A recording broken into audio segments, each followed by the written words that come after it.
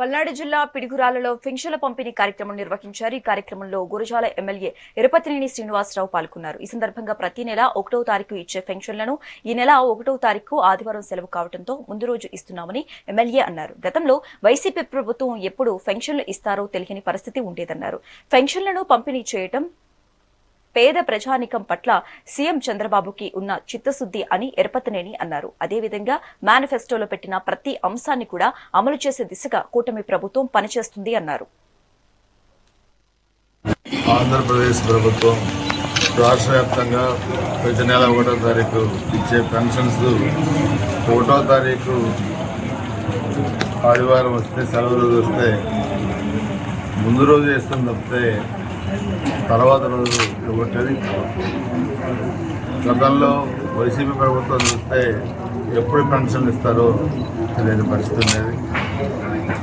ఈరోజు మనం దేశవ్యాప్తంగా కూడా చూస్తే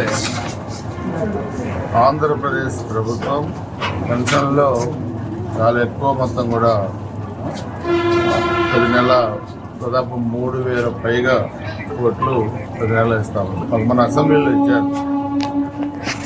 దేశంలో ఏ రాష్ట్రంలో పెన్షన్ ఎలా ఇస్తున్నారని చూస్తే ఆర్థికంగా బలమైన రాష్ట్రాలు మహారాష్ట్ర కానీ, లేకపోతే గుజరాత్ కానీ, లేకపోతే కర్ణాటక కానీ, ఇవన్నీ చూస్తే మహారాష్ట్రలో 1,000 రూపాయలు ఉంది, గుజరాత్లో 500 రూపాయలు ఉంది, కర్ణాటకలో 1,000 రూపాయలు ఉంది.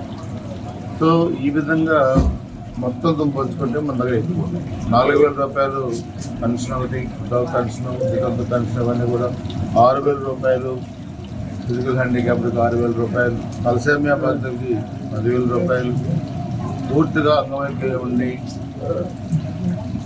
బయటికి